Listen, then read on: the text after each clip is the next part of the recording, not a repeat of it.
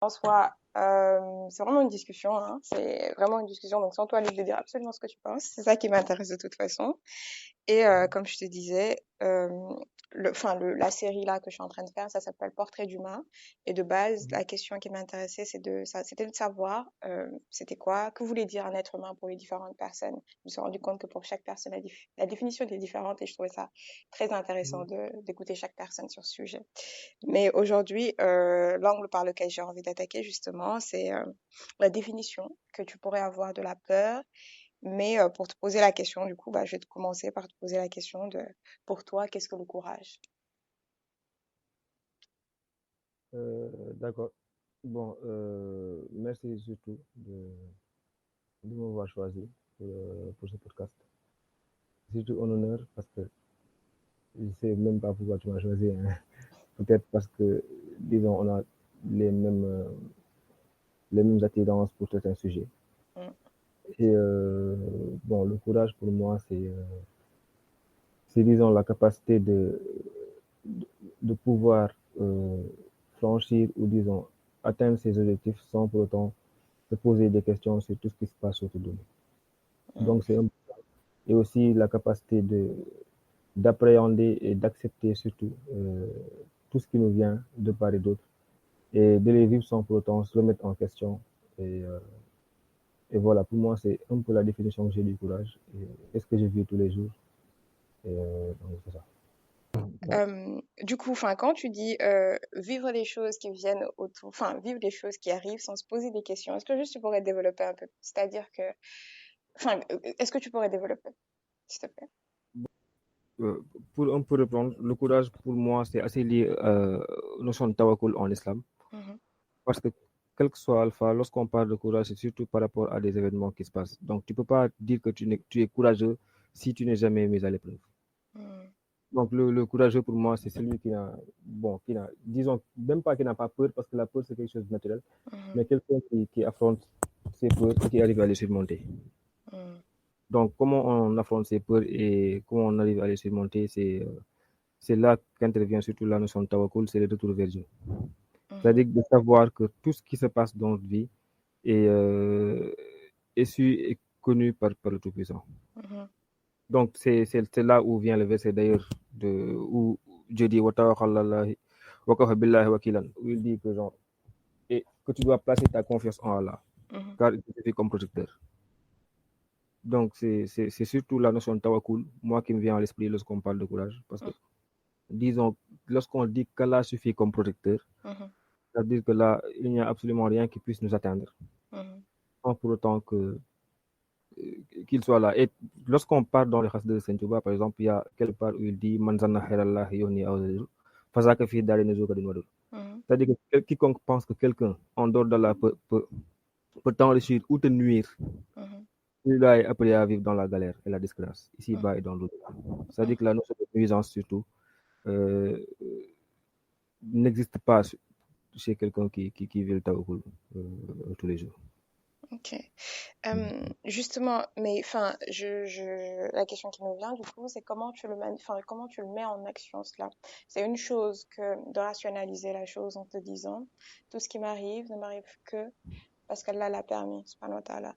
Mais comment est-ce Mhm. que tu l'actualises dans ta vie au quotidien? Comment je l'actualise, c'est-à-dire? Comment au quotidien, est-ce que, par exemple, quand tu es en face d'une situation, et d'ailleurs c'était ma deuxième question, c'était ton moment, peut-être qu'en répondant à cette question, tu pourras répondre à celle que je viens de te poser, mais justement, quel a été le moment le plus courageux pour toi dans ta vie? Quel a été le moment où tu as le plus fait preuve de courage? Il y en a eu beaucoup, hein. Il y en a eu beaucoup, il y en a eu beaucoup. Bon, moi, disons que les moments les plus difficiles pour moi, je vivais pas vraiment la foi dans ces moments-là. Mhm, C'est aussi des moments où, bon, je n'étais pas tellement connecté à Dieu. mhm, C'est les moments où j'ai frôlé la dépression, entre guillemets. mhm, Je priais pas, je faisais rien en rapport avec la religion, je savais pas ce que Dieu avait dit ou n'avait pas dit. mhm, Je savais absolument pas grand-chose de la religion, en fait. mhm, Mais je me suis rendu compte que c'est réellement le tawakkul qui m'a fait sortir de là. Et c'est au moment où j'ai commencé à prendre conscience de l'existence divine. mhm, Et c'est à ce moment-là que je suis carrément retourné vers Dieu. Et c'est à ce moment-là que j'ai réellement fait confiance au Tout-Puissant. Et c'est réellement à ce moment-là encore où je suis carrément sorti de la dépression et j'ai commencé à vivre ma vie comme je la vis aujourd'hui. Mhm. Et voilà, ça a été un style de vie depuis là. Mhm. Et donc, du coup, si on revient sur cet épisode-là, c'est-à-dire, supposons un être alpha est dans une situation X et justement, on lui dit, pour sortir de cette situation X-là, il te faut placer ta confiance en Dieu. Concrètement, tu lui dis, il a l'information, il le reçoit, mais ça reste une information. Comment est-ce que cet être remplace cette information par quelque chose, comment dire, de plus concret, de plus interne à lui, de plus vivant pour lui? C'est-à-dire que là, ce que doit faire cet être, c'est surtout la vivre, hein. C'est-à-dire que, comme je l'ai dit la fois passée, comme je l'ai écrit sur Instagram, Mhm, je disais que l'âme n'a pas le choix. mhm, Et moins elle se soumet, plus elle se sent mal, jusqu'à ce qu'elle capitule et se trouve apaisée. mhm, C'est-à-dire qu'aujourd'hui, c'est comme un marteau qui vous forge. Si le métal est trop dur, on le passe au feu jusqu'à ce qu'il devienne malléable. mhm, Et Dieu, il agit de même, en fait. mhm, Et la manière de la vivre, c'est justement de vivre l'islam. C'est-à-dire qu'aujourd'hui, l'islam en tant que tel, dans ce cas de figure-là, permet à la personne mhm, de se soumettre. La soumission, comme on l'a dit dans Soufi Mon Amour, c'est pas une faiblesse. C'est mhm, l'acceptation pacifique des thèmes de l'univers. Et ça te permet de te soumettre et d'accepter en tant que tel tout ce qui t'arrive. mhm, Et là, tu vas réellement vivre ces épreuves-là et tu vas vivre le courage en tant que tel. Parce que le courageux, c'est pas celui qui se bat à gauche, à droite, et c'est pas aussi celui qui mène des guerres. Le courageux, c'est celui qui, disons, maîtrise ses passions mhm, et réussit à accepter tout ce qui lui arrive en mal comme en bien. C'est ce que je disais tout à l'heure. mhm, L'acceptation pacifique des termes de l'univers. C'est-à-dire qu'on accepte la mort, mhm, on accepte la vie, on accepte le bonheur, on accepte le malheur, on accepte les phénomènes naturels comme les ouragans, comme ce qui est arrivé en Turquie il y mhm, a, dans la semaine. mhm, Ce qu'ils ont fait, c'est qu'ils ont accepté. Ils ont accepté ces faits-là et ils se sont soumis parce qu'ils se sont soumis à Dieu. mhm, Aujourd'hui, une personne est forcément soumise à quelque chose. Il y a des gens qui sont aujourd'hui soumis à la mode mhm, parce que c'est la mode qui dirige toute leur existence. mhm, Il y a des gens qui sont soumis au football. C'est le football qui dirige toute l'existence. Il y a des gens qui sont soumis à autre chose, à mhm, des artistes, à des personnalités extérieures, etc., etc., etc., à des politiciens, à toutes sortes de choses en fait. mhm, Donc la soumission, elle a beaucoup de variables, mais l'homme en tant que tel est forcément soumis à quelque chose. mhm. Parfaitement, parfaitement, je te rejoins sur ce point. Euh, Justement, avant de passer à mon autre question, je serais curieuse de savoir si justement tu te sentirais à l'aise de partager justement ton parcours, c'est-à-dire de passer de quelqu'un qui, comme tu le disais au tout début, ne savait pas grand-chose de la foi, en était loin, jusqu'à la personne que tu es devenue aujourd'hui. Est-ce que justement ça te dirait de partager ce parcours-là? Pourquoi pas? Je Pourquoi t'écoute. pas? C'est la première fois que je le partage d'ailleurs. Ah Pourquoi pas? ouais? Ah, tant Euh, mieux. bon, c'est quelque chose qui a, disons, pour les gens qui me connaissaient avant, c'est un peu les deux extrêmes. Ok. Un peu les deux extrêmes, et bon, disons, c'est juste une prise de conscience. C'est une prise de conscience qui a été déclenchée par beaucoup d'événements, c'est-à-dire que, comme l'a dit Cheikh Salim Mbacké, il a dit que ku yàlla fàttali boppam dootal leneen lu dul moom. Hmm. Donc, si Dieu te rappelle de son existence, à partir de ce jour-là, tu vas rien connaître ou tu vas te concentrer sur bien d'autre que Dieu. Mhm. Et Saint Touba, il a dit que lorsqu'il a découvert le verset Oma khalaqta jinna wal insana illa liya'budun, c'est à partir de ce jour-là qu'il a tout laissé pour se consacrer à Dieu. Hmm.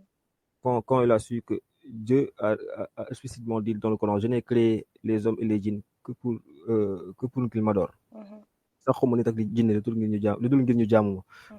Lorsqu'il a pris conscience de ce verset-là, c'est implicitement le début, disons, de sa concentration vers le Seigneur. Et bon, moi, c'est une prise de conscience qui a été disons, parce que, comme je l'ai dit, comme je l'ai dit tout à l'heure, Mhm. Dieu, il agit comme un marteau, en fait. Mhm. Il te forge jusqu'à ce qu'il puisse faire de toi ce qu'il désire. Mhm. C'est-à-dire que c'est en étant brisé qu'on devient fort. Mhm. Et l'homme, disons, c'est comme la terre, en fait. Mhm. C'est-à-dire qu'il y a des recoins très, très profonds dans la terre. Et c'est lorsque la terre se craque, que la lumière Pas entrer. arrive à pénétrer dans ces profondeurs. Mhm. C'est-à-dire que c'est lorsque tu es dans les mondes faiblesse. Lorsque tu es dans les mondes faiblesse, il y a deux choses qui se passent. Mhm. Soit tu vas à l'extrême sud, soit tu vas vers l'extrême nord. L'extrême sud, c'est Satan, c'est Iblis, et c'est toutes ces fourberies. Mhm. L'extrême nord, c'est Dieu. Facilement, tu franchis le pas pour aller vers le mal, et facilement aussi, tu peux te ressaisir et aller vers le bien. Mhm. Donc, moi, j'ai eu la chance, en ces moments-là, de rencontrer des personnes qui, disons, juste après ma dépression, hein, lorsque je me cherchais, parce que après ma dépression, j'ai quitté le travail que j'avais. Mhm. Déjà, j'avais un burn-out, j'ai signé une lettre de démission, j'ai quitté le travail que j'avais, je suis parti vers. Bon, je suis retourné chez ma mère, vu Juste, que je vivais juste seul.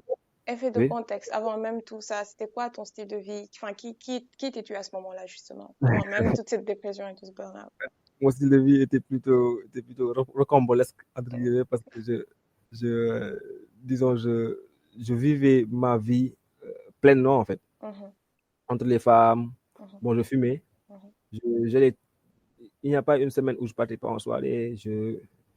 Je sortais tout le temps. Je vivais l'art, entre guillemets, en tant que tel, dans ses profondeurs. Mhm. Je la vivais réellement. Et voilà, c'était mon style de vie. Hein. C'était, bon, un style de vie d'artiste, entre Mhm. guillemets. Il Mhm. n'a réellement pas de garde-fou. Mhm.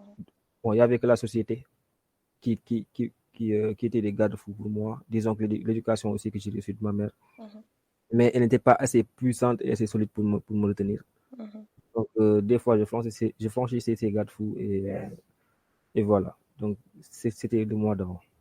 Ok. Et Et après ma dépression, bon, ma dépression, c'était surtout. Bon, bien avant la dépression, je m'étais dit qu'il fallait que ma vie change. Je ne sais pas pourquoi. Je suis en train de vivre pleinement. Mhm. J'ai un bon salaire. Je fais ce que je veux de mon argent. Il n'y a rien qui me manque dans ma vie, mais j'ai l'impression quand même que ma vie a un sens que je n'ai pas encore découvert. Mhm. C'est ce que je me disais tout le temps. Mhm.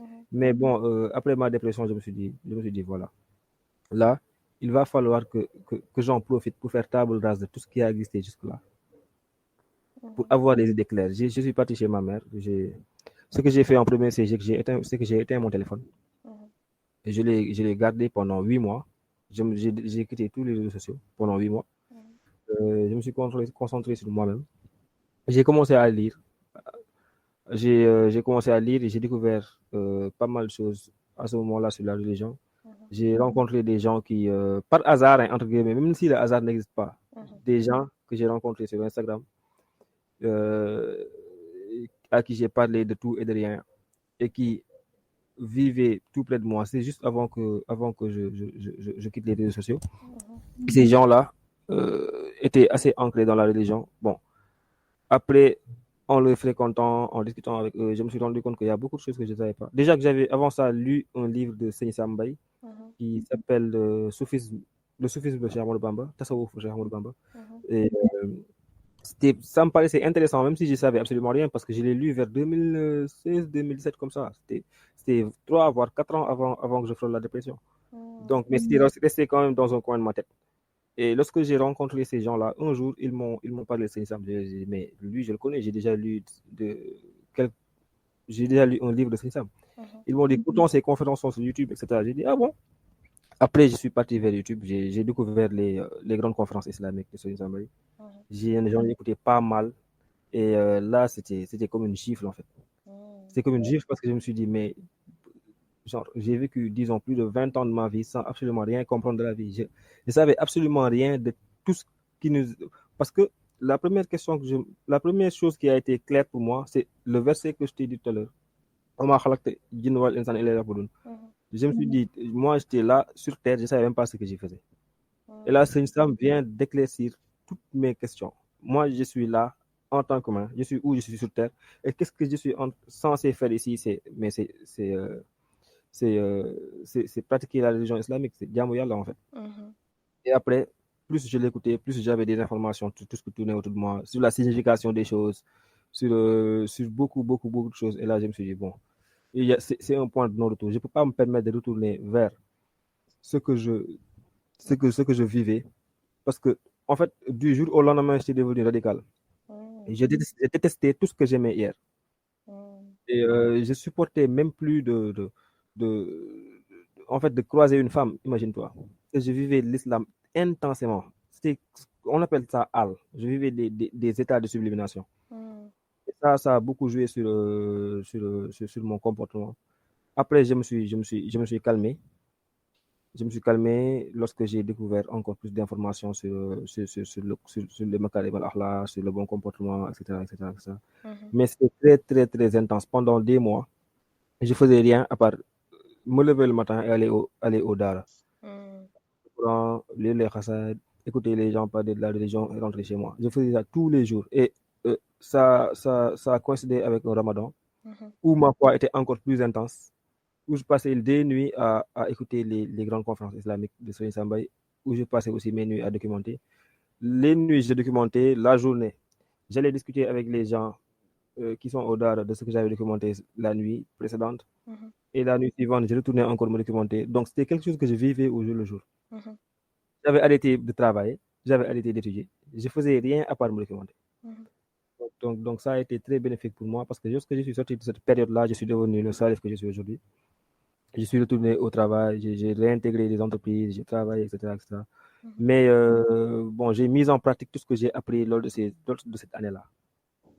Donc c'est un peu ça, disons, ce qui s'est passé. Il y a beaucoup d'autres détails, hein, donc je vais t'épargner le qui s'est passé entre avant ma dépression, pendant et après. Et voilà, là, aujourd'hui, j'en suis. Est-ce que tu as su justement ce qui t'avait mené à cette dépression ou pas du tout? Bon, c'était un excès de travail, hein, De d'abord, burn-out. parce que c'est un burn-out. Ensuite, même sans le burn-out, c'est une crise existentielle, en fait. Une crise émotionnelle avec des relations qui sont brisées avec des gens à qui je tenais. Donc, ça m'a amené à des crises émotionnelles qui ont coïncidé avec mon burn-out. Donc, c'était extraordinaire. Et je me suis dit que, bon, damay sant yàlla. Pourquoi? Parce que, c'est-à-dire, lu olof Njaay di wax suñu borom buy defal day mel ni kuy yàq, en fait. C'est-à-dire que Dieu, il te fait passer par des épreuves pour vérifier réellement ta foi. Il te fait passer peut-être par des épreuves pour te faire voir la lumière au bout du tunnel. C'est-à-dire qu'aujourd'hui, si tu peux être face à une bougie, mais tu ne peux pas savoir l'importance de cette bougie ou cette intensité-là tant que les lumières ne sont pas éteintes. Donc, pour moi, il a fallu que ces lumières s'éteignent pour que je puisse réellement saisir le sens de la vie, c'est-à-dire que cette bougie qui s'allume devant moi. Et lorsque les lumières se sont rallumées, malgré l'apparence ou l'ambiance qui était dans la pièce, mes yeux ne se sont toujours pas détournés de cette bougie. Donc, c'est un peu ça qui s'est passé. Et voilà. Yalla yalla affermir, Inch'Allah. J'ai une autre question justement par rapport à tout ce parcours. Est-ce que justement parce que, enfin, je sais pas si c'est toi qui gères cette page, mais je crois que oui. La page de traduction du Coran en Wolof, c'est toi, non? Non, c'est pas moi. Ah, c'est pas toi. Je pensais que c'était toi, du coup, parce que parfois je te vois partager. Du coup, est-ce que après cette phase-là où justement tu écoutais beaucoup Seigne Samba et tu allais justement dans les courels, je crois que c'est comme ça que ça s'appelle, discuter avec des gens, est-ce qu'il y a eu aussi une phase où tu as décidé d'aller par exemple apprendre le Coran, ou est-ce que c'était Bien plus... sûr, bien sûr. Tu sais, c'est-à-dire que quand on parle, le Coran, pour moi, elle ne s'apprend pas, elle se pratique. C'est-à-dire que le Coran, c'est des caractères. Et c'est les caractères du prophète Mohammed sallallahu alayhi wa sallam. Il y a, comme Cheikh Ibrahim Fall l'a dit, Mam Cheikh Ibrahim Fall, wàccee alxuraan wàccoog alxuraan da kaa gën. Wàccoo ak alxuraan, c'est faire tout ce que dit le Coran et laisser tout ce qu'interdit le Coran. Il est bien plus important de pratiquer le Coran que de le parcuriser. Parce qu'il y a des gens qui parcurisent le Coran aujourd'hui et qui font comme bon nous semble. Il y a des gens qui aujourd'hui connaissent du Coran que 2 versets, mais qui sont des wali ou kamil. Donc le plus important, c'est de pratiquer. Parce que, tu sais, le but principal du Coran, c'est le makarim al-akhlaq. C'est-à-dire que aujourd'hui, si tu pars dans le Coran, pour moi, ça m'a surtout servi à méditer. C'est-à-dire que lorsque j'avais réellement envie de méditer, j'avais des Corans en traduction que je lisais. Je lisais les versets Mhm. Et ça me permettait un peu de méditer sur l'existence, en fait, sur tout ce qui tournait autour de moi, et sur les histoires des prophètes, etc., etc. Elle a fait ma culture générale. Lorsque je ne comprenais pas un verset, je partais demander à quelqu'un. Mhm. Lorsque je ne comprenais pas, disons, une histoire, je partais demander à quelqu'un. Et Mhm. ça me permettait de méditer. Parce que lorsqu'on parle de l'islam, il y a ce qu'on appelle zikr wa fikr. Mhm. Lorsqu'on parle de zikr wa fikr, le zikr, tu le connais, mais le fikr, c'est la méditation. C'est Mhm. deux éléments essentiels du musulman. Et ce qui me permettait de méditer surtout, c'est le Coran. Même Dieu le dit, hein, il faut méditer sur le Coran et ses versets. Donc, celui qui, disons, médite sur le Coran n'est pas pareil à celui qui le lit ou qui le parcourt. Parce que il est aujourd'hui plus important de lire un seul verset et de méditer sur ce verset que un seul ayah et de méditer sur cet ayah-là que de lire toute la sourate Al-Baqarah et de ne pas méditer dessus. Mhm. Donc pour moi, pourquoi ça a été intense? C'est parce que j'ai médité sur les versets coraniques. Et moi, il y a des versets coraniques qui ont coïncidé avec des passages de ma vie que j'ai pris comme. Moi, je me dis actuellement Faratol, en fait. C'est-à-dire qu'il y a des versets qui, disons, que je prends comme versets contemporains, entre guillemets. Je vis ces versets-là. Et arrivé à un certain niveau, je passe à un autre verset. Donc, comme ça, Mhm. c'est comme ça que je vis le Coran, en fait. Tu le vis, disons, par étapes. Oui, je le vis par étapes. Mm.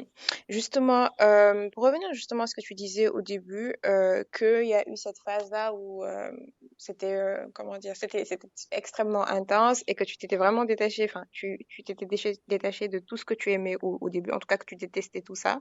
Est-ce Mhm. que justement après cette phase-là, il y a eu une phase de maintenant je vais prendre les choses étape par étape parce que j'imagine que c'est très peu impossible pour un humain en tout cas de d'embrasser le tout d'une seule fois et que on est constitué de telle sorte que on évolue en fait Mhm. perpétuellement et Mhm. d'ailleurs enfin les actions préférées d'Allah sont les actions qui sont constantes que Mhm. justement on apprend les choses étape par étape qu'on les prend étape par étape etc etc Mhm. est-ce que Mhm. justement dans ton parcours il y a eu ça après cette phase là de découverte de réalisation qui était très intense pour toi est-ce qu'il y a eu Mhm. cette phase là de on prend les choses maintenant par étage et justement on défait parce que j'imagine que maintenant tu n'as plus ce problème Mhm. avec la jante féminine du coup Mhm. etc etc comment est-ce que ça s'est passé pour toi. Ça a été un cheminement, hein. Ça a Mm, été un cheminement parce que on peut pas, comme tu as dit, tout laisser du jour au lendemain. mm, Mais pour moi, ça a été radical. C'est-à-dire que ça soit pour. En fait, c'est une volonté. mhm, Parce que le hal, c'est permanent. mhm, Lorsqu'on parle de hal, en tradition littérale, c'est quelque chose de permanent. C'est-à-dire que c'est une sensation que tu as, mais qui est permanente.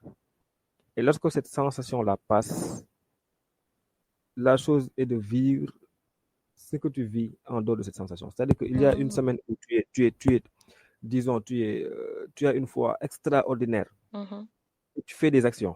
Et mhm, la semaine suivante, parce que la foi, elle est comme ça. Elle est pas stagnante. Elle mhm, monte, elle descend.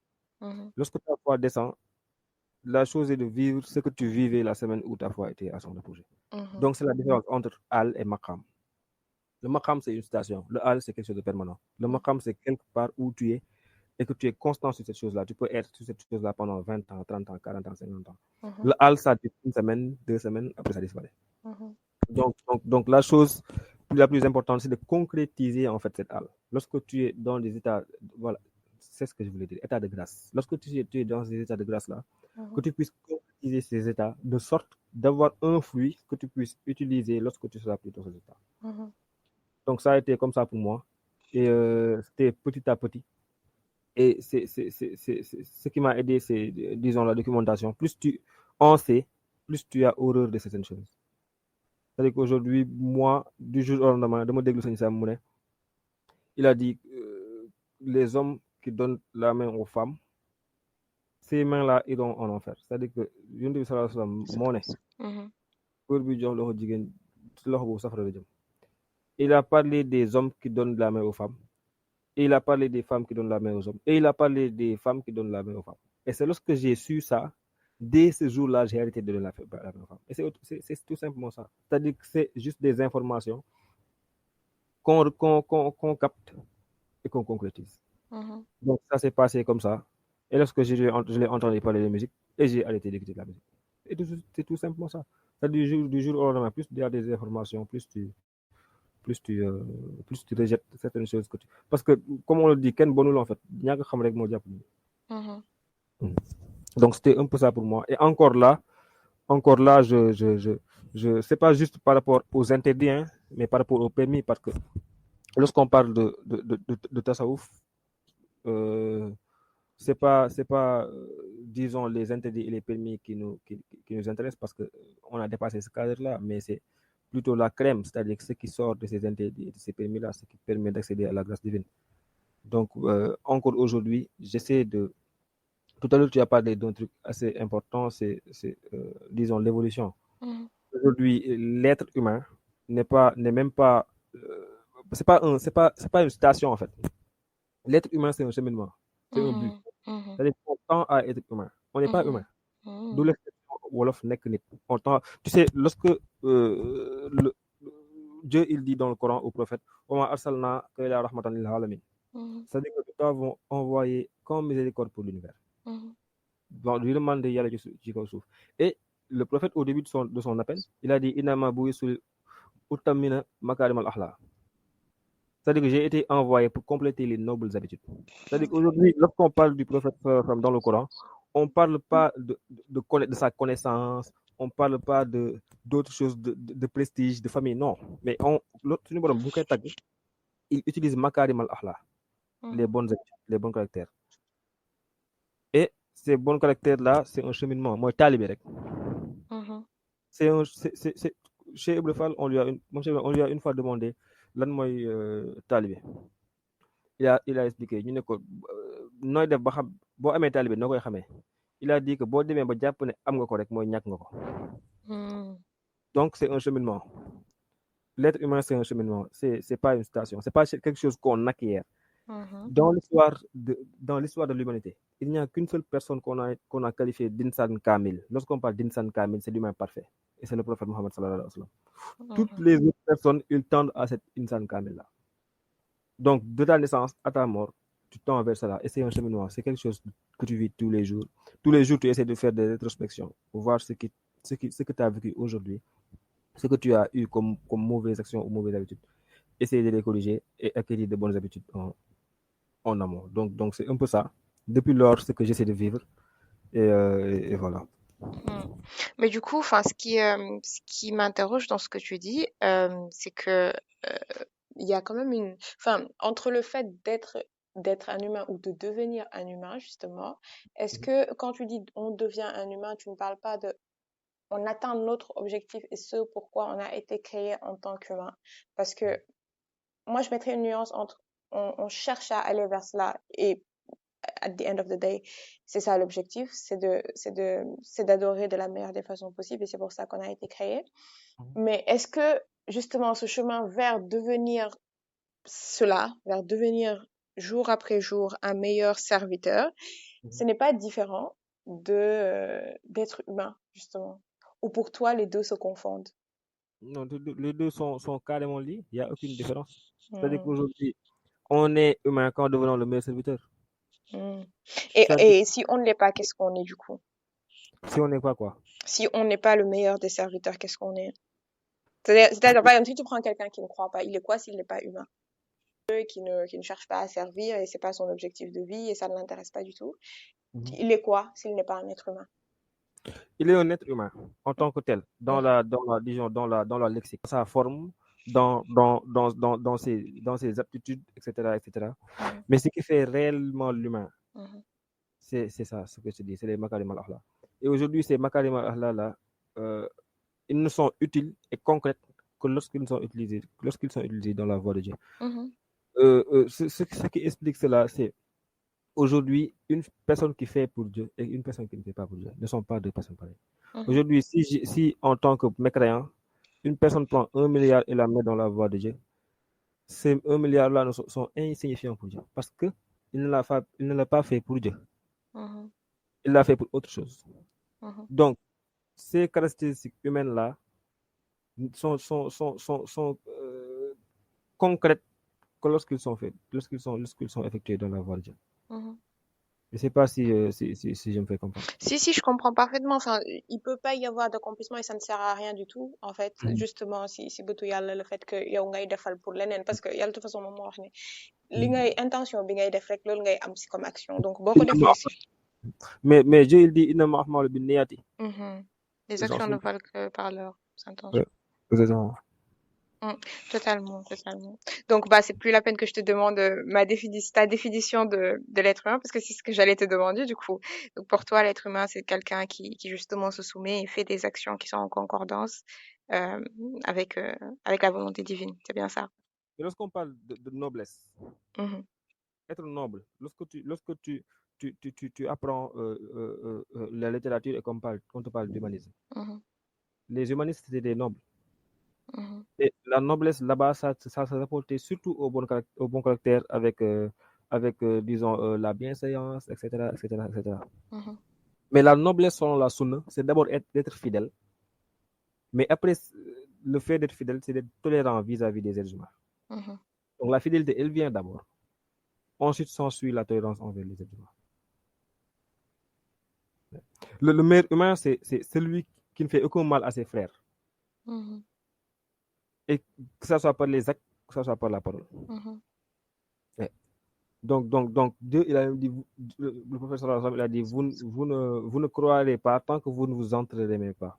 C'est-à-dire qu'aujourd'hui, la croyance, elle est directement liée aux actions. mhm.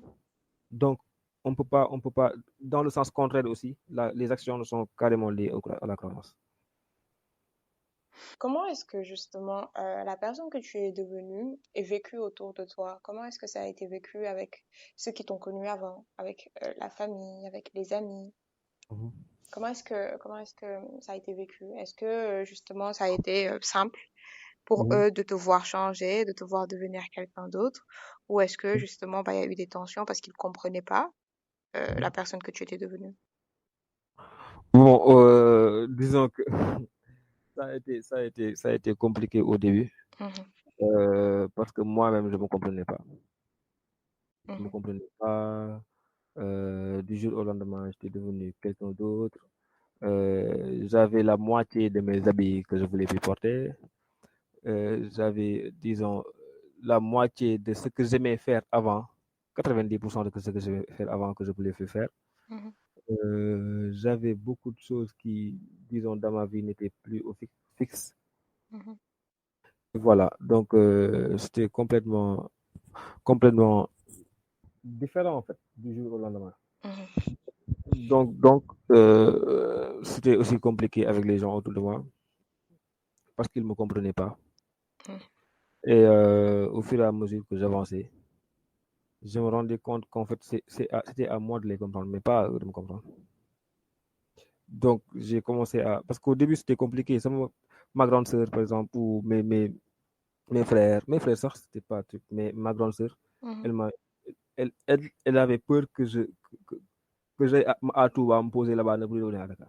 mhm, Je suis une fois parti à Touba, elle m'a appelé pour me dire ça, tu viens quand? Euh, parce que tu dois aller travailler. Elle s'inquiétait en fait pour moi. Mais moi, je savais ce que je faisais en fait. mhm, J'étais lucide, mais je savais ce que je voulais. mhm, Mais mon problème, c'était le fait que je ne travaillais plus. Ma mère aussi, le fait que je ne travaillais plus, j'avais quitté mon bureau, j'avais démissionné. mhm, Elle ne comprenait pas en fait cette volonté que j'avais et cette soif que j'avais de vérité. mhm, Et je me suis dit dans ma tête, tant que je ne vais pas accéder à cette vérité-là, je ne ferai absolument rien.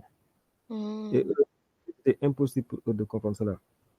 Et aussi, quand je commençais à savoir certaines choses sur la religion, et surtout certaines choses sur le soufisme, parce que moi, je suis entré dans la religion par la porte du soufisme. Je ne suis pas entré dans la religion par la porte du fiqh.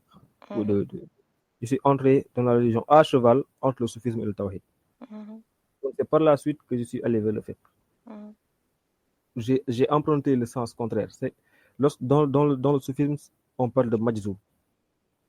Tu Un veux... majzoub, Mhm, c'est que tu connais la notion de majzoub, c'est quelqu'un qui a quitté, disons, disons les pratiques mondaines, etc., etc., mhm, et a automatiquement été propulsé vers Dieu. mhm, Pris dans un point, comme dit le Dakar, téléporté le Paris. mhm. Donc, moi, c'est comme ça que ça s'est passé. Donc, ma foi était intense.